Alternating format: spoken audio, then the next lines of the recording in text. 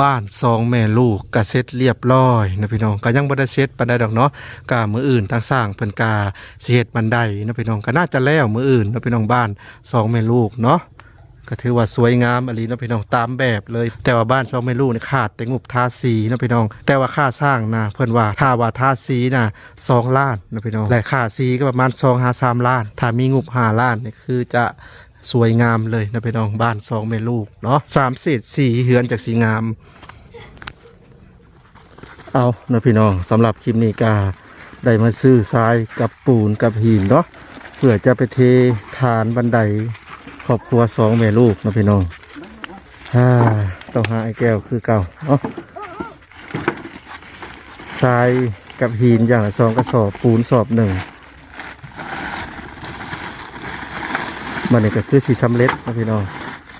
ถ้าว่าเอาไปให้เพิ่นมื้อนี้ทันเนาะเพิ่นก็สิเทไว้มื้ออื่นเพิ่นก็สิเฮ็ดบันไดแล้วก็แล้วเลยเฮือนแม่คำตานะ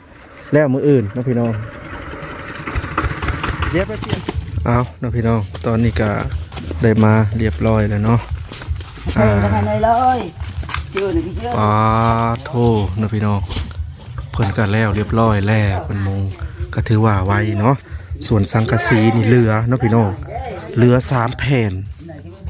ปลาตัวเหลือ3 แผ่นนะพี่น้องกาตั้งสร้างเพิ่นบอกว่าพอเนาะพอเทือนครัวเพิ่นตัวที่เหลือนี่เนาะพี่น้องตอนนี้เพิ่นก็กำลังเฮ็ดฐานบันไดเนาะฐานบันไดก็สมมติจะเทไปเลยเนาะพี่น้องเทเป็นบล็อกไปเลยเฮ็ดเป็นบล็อกเดียว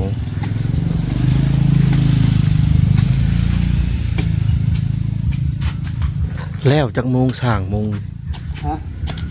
แล้วคุณวะ3 โมงตั้งแต่บ่าย3 3 โมงอยู่แล้ว3 โมงตัวเป็นจุดเส้นนะราคางามแบบนี้เนาะนี่ก็ถูก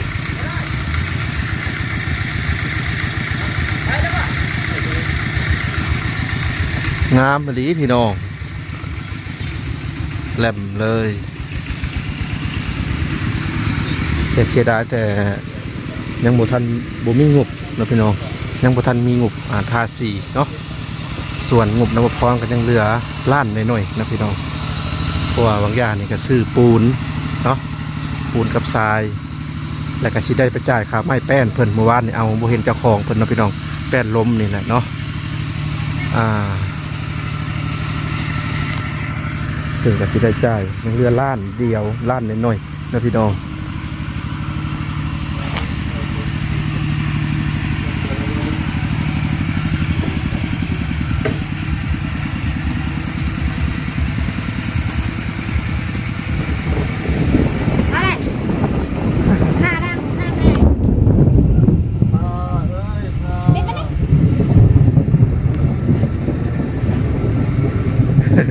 มือวันพฤหัสวันศุกร์นี่ละ46พอดีนั่นนะงามเลยพี่น้องแต่เสียดายแต่เพิ่นบ่มีงบทาสีเนาะถ้าเพิ่นมีงบทาสีนี่โอ้คักหลายงามเลยจะว่าได้บ่หน่อยแม่งามเลยนี่มุมนี่มันหลายแนวนะกันปวกกันฝนกันแดดเนาะสมปิกระทะทาสีแต่ว่างบบ่มีเข้าไปดอกเนาะงบเบิดแล้วแต่ค่าสร้างยังเกือบบ่พอพี่น้องแม่บ่พอเบิดเลยเนาะค่าสร้างน้ำบ่ล่ะบ่อยากพอซ้ำโอ้ค่าสร้างมันบ่ล่ะบ่พอก็เพิ่นจะรวบรวมอีกทีดอกเนาะพี่น้อง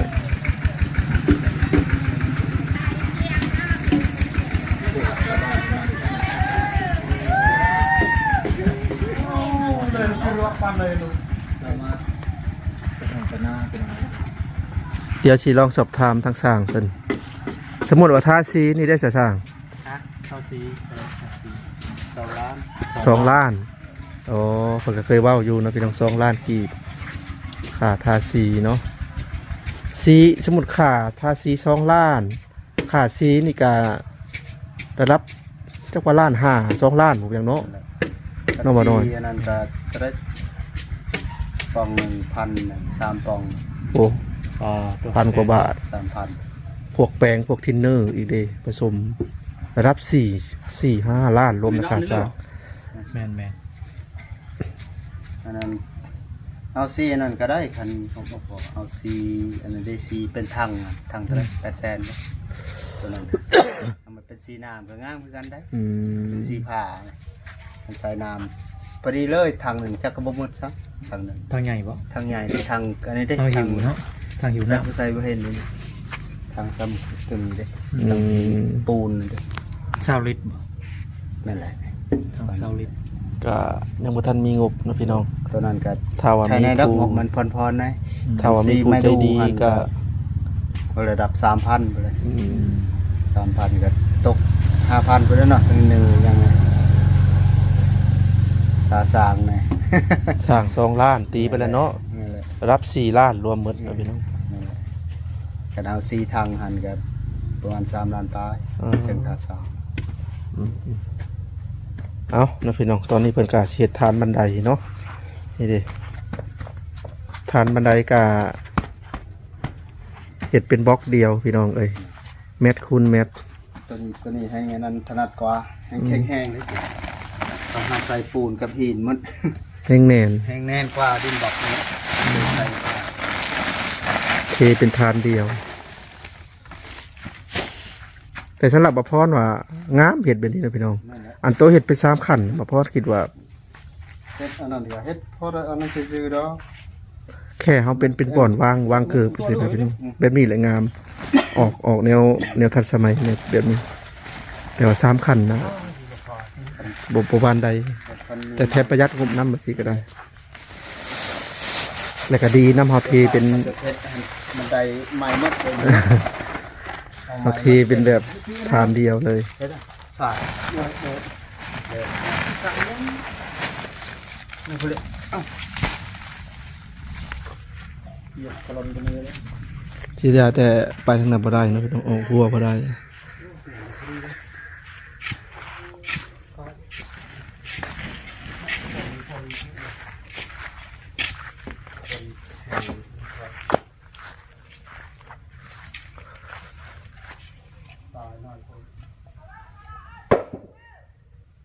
งามนะพี่น้องเอ้ย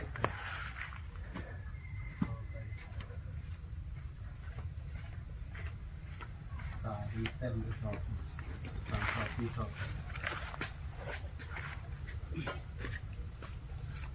ติดด้วยเนาะติดหนึ่งเลย30ที่35เลยดิประกาศ ทราบว่าพ่อบ่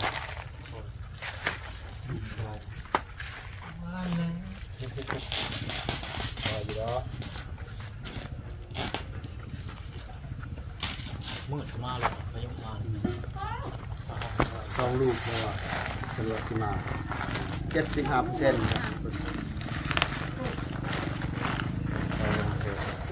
ครับตีไปแล้วตีเข้าไป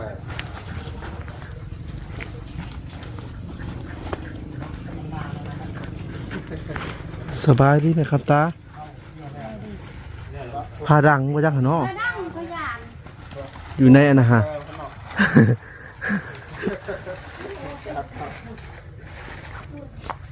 ตายก็ยาวมานะได้เงินงามแล้ว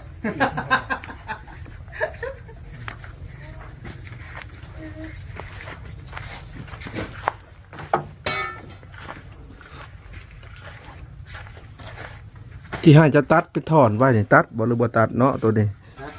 อันนี้ ตัดเป็นอันนั้นวักสองส่วน อ่า ตัดให้เพิ่นหน่อยเด้อ ส่วนก็ตัดเอาอันนั้น5 เม โอ้ ตร ยสายหน่อยเดียว ตามมาตรฐานที่เจ้าเฮ็ดอันนั้นแหละ 5 เมตรซา เพราะว่าไว้อยู่สิมันยาวโพดพี่น้องเหลือ3แผ่นพี่น้องเอ้ย10 เมตรบ่สร้างอันนี้จักเมตรกว่าความยาวอันนี้ 10 เมตร 10 เมตร 40 เซนปอพี่น้องถ้าว่าเพิ่นมีการเฮ็ดเฮือนครัวนี่คือจะเหลือเลย พอดีเลย พอดี แล้วก็เฮ็ดห้องน้ำก็จักว่าพอดีเนาะ นั่นแหละอันไปเฮ็ดห้องน้ำกันโอ้ยยัดปวดโคตร ได้เฮือนครัวพี่น้องเหลืออีกเฮือนครัวพอเหลือ3แผ่นเด้แผ่นละ10 เมตร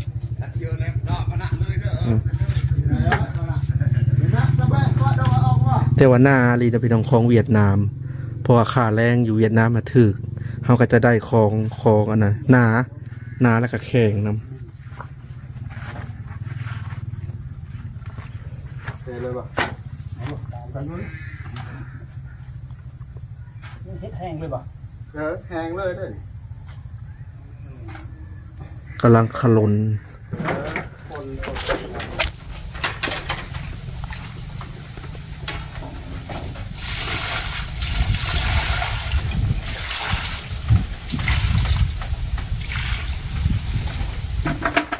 จักหมู นี่ก็เป็นแก้วตะกี้นี่ก็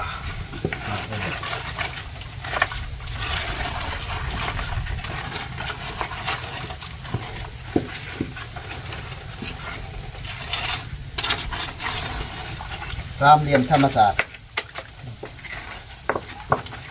สี่เหลี่ยมสี่เหลี่ยม สี่เหลี่ยมเป็นสามเหลี่ยมสี่เหลี่ยมได้ดี สี่เหลี่ยม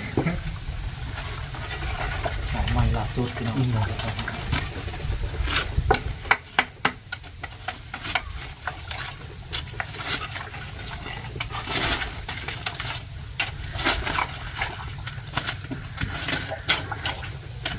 แต่ข้างล่างกับน้ำซึมลงอยู่แล้วว่าเนาะ ได้ว่าแบบนี้แล้วเท่าไฟฟ้าเท่าแห้งเท่าตกน้ำก่อนเคยน้ำเดี๋ยวกัน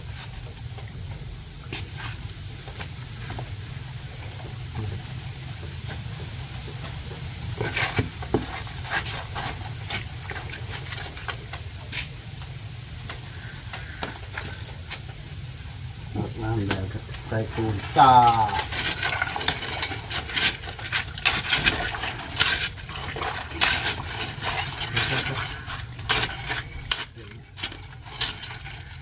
เนื้อตัวหมูไหมน้องขบเนื้อตัวหมูเลยดีกว่าทำเลย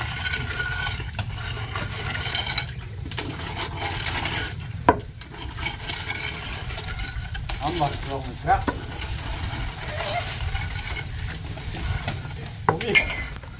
เอาเนาะพี่น้องเดี๋ยวพรขึ้นไปเบิ่งข้างเทิงก่อนเนาะเพิ่นก็น่าจะทำความสะอาดแล้วนะทางสร้างเพิ่นก็สิเมื่อเลยลูกติ่งเพิ่นก็ใส่เรียบร้อยแล้วเนาะใส่ฮาวแล้วพี่น้องติ่งเพิ่น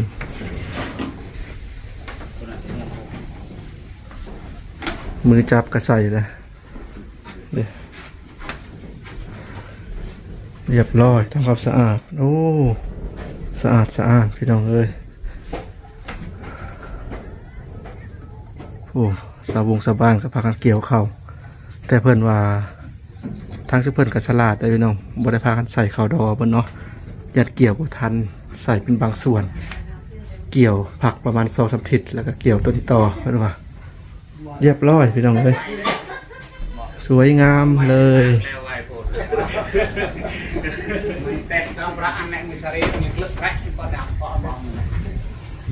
นี่ตัวนี้ก็เรียบร้อยแล้วพอดีเลยเพิ่นอยู่2 คนเพิ่นกะวันศุกร์หรือวันพฤหัส อ้าววันที่13 นะพี่น้องขึ้นบ้านใหม่ของเพิ่น วันที่13ค่ะแล้วก็วันที่13ที่13เลยสิมันโยนเยอะ จะมีในออนเคลียร์ติดจะมันจะตกพอตัว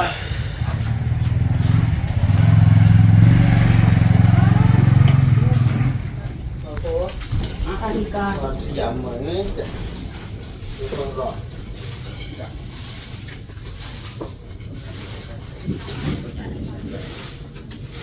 ยังม้วนมายังใส่แต่เลยใส่ติดใส่ที่กันกิน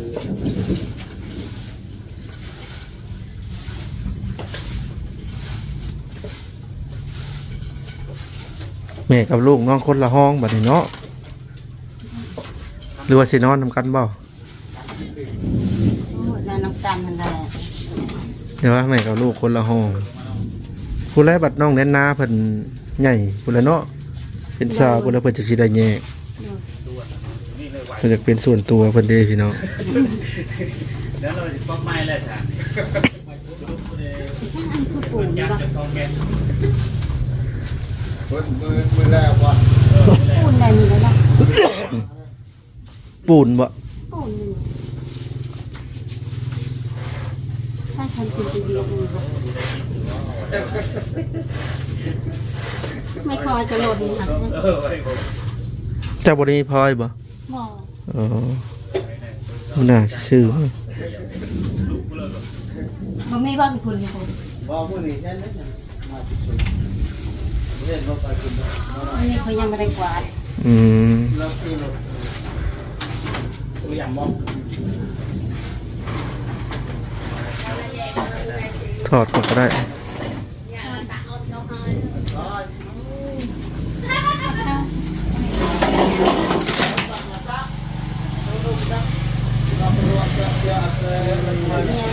ง่าย ชาวบ้านเพิ่นมาสื่นสม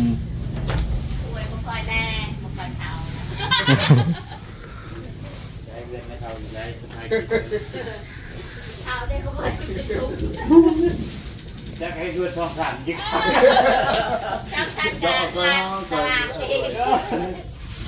ยอดโรคเดี๋ยวจะทำไปบ้านได้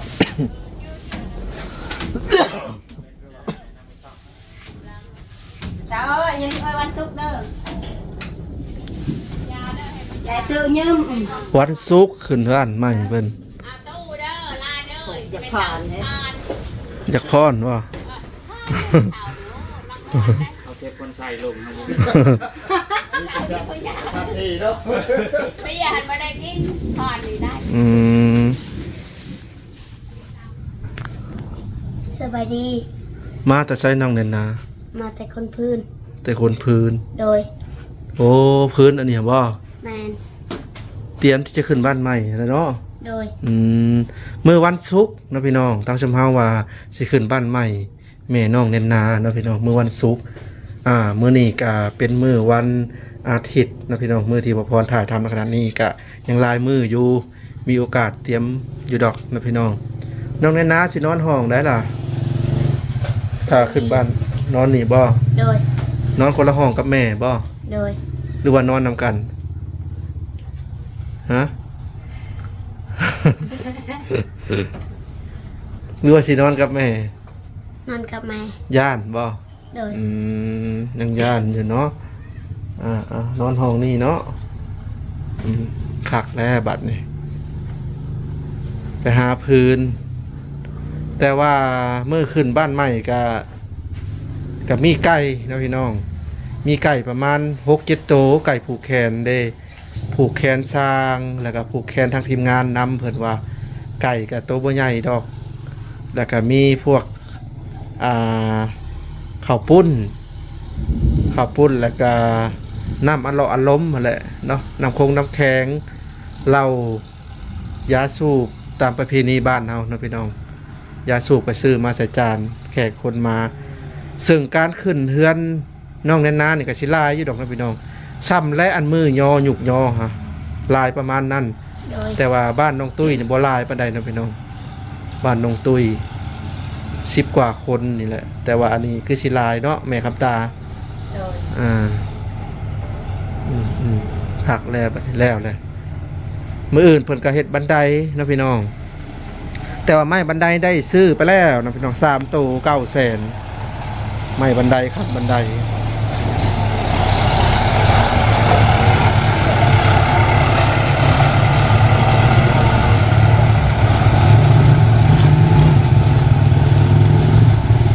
ทางเส้นนี้คนเที่ยวหลายได้อพี่น้องเอ้ยเพิ่นบอกว่าลัดไปเซทามัวออกเซโปนก็ได้เพิ่นว่า แต่ว่าในอนาคตทางเส้นนี้ก็สิเป็นเส้นทางแดงเนาะแต่ว่าเบิ่งคือว่าเส้นทางไปให้ไปนาจริงๆบ่แม่นเด้อไปหลายหมู่บ้านได้อพี่น้องไปเซทามัวก็ได้ เป็นระเบียงเนาะแต่ว่าขาดงบทาสีเด้อพี่น้องถ้าว่าผู้ใดใจดีอยากซอยเรือก็สมทบเข้ามากันยินดีหลายๆเนาะ ขาสีขาสร้างนะเพื่อจะอยากได้2 ล้านนะพี่น้องขาสีและก็ขาทาสีอีกขาสร้าง2 ล้านขาสีก็ประมาณ2-3 ล้านนะพี่น้องซึ่งการทาสีนี่ก็ประตูนี่สิเฮ็ดเป็นสีหนึ่งเด้อพี่น้องเอ้ยประตูอาจจะเป็นสีไม้ประยุงไม้ดูและอันวงกบนี่ก็สีหนึ่งวงกบนี่จะใส่เป็นสีขาวแคบขาวประตูเป็นสีหนึ่งลูกติ่งก็อาจใส่เป็นสีหนึ่ง3 เศษสีนะเฮือนของแม่น้องแนนนานะแม่น้องแนนนาเพิ่นบอกว่าเป็นสีฟ้าแม่นบ่ โดย ฟ้าอ่อนๆสไตล์เฮือนไอแก้วนะแม่นอ้าวล่ะพ่อพี่น้องตอนนี้ก็มาฮอดช่วงท้ายคลิปแล้วเนาะมื้อขึ้นบ้านใหม่ของเพิ่นน่ะมื้อวันศุกร์เนาะพี่น้องวันศุกร์ใกล้จะถึงนี่แหละเนาะวันศุกร์เพราะว่าเป็นมื้องามเลยนะพี่น้องซึ่งทางแม่น้องแนนาแล้วก็น้องแนนาก็พากันเตรียมอยู่เนาะพี่น้องส่วนน้องแนนาก็หากันมาแต่เอาพื้นเนาะหั่นเด้ส่วนแม่น้องแนนาก็สิจัดเตรียมอาหารเนาะแต่ว่างบค่าอาหารงบนั่นงบนี่ก็ยังบ่ทันมีนะพี่น้องยังนำมาพรกับเรือโบราณเนาะเรือโบราณเพราะว่าทางเฮานี่สิได้ซื้อพวกเป็ดไก่นะพี่น้องมาผูกแขนเด้แล้วก็น้ำดื่มน้ำอัดลมข้าวปุ้นข้าวปาดนะพี่น้องถ้าว่ามีงบประมาณจาก2-3 ล้านนี่ก็คือสิโอเคอยู่การขึ้นบ้านใหม่ของเพิ่นเนาะแล้วนะพี่น้องสำหรับคลิปนี้บ่พรก็สิได้ขอตัวจบคลิปก่อนเด้อเอาไว้คลิปหน้ามาพอกันใหม่นะพี่น้องไปแล้ว